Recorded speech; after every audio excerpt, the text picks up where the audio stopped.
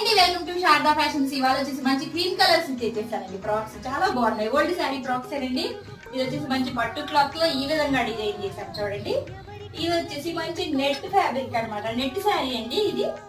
ఇది కూడా ఈ విధంగా డిజైన్ చేసాం. ఫ్రంట్ వచ్చేసి మంచి పాలింగ్ ఇచ్చాము.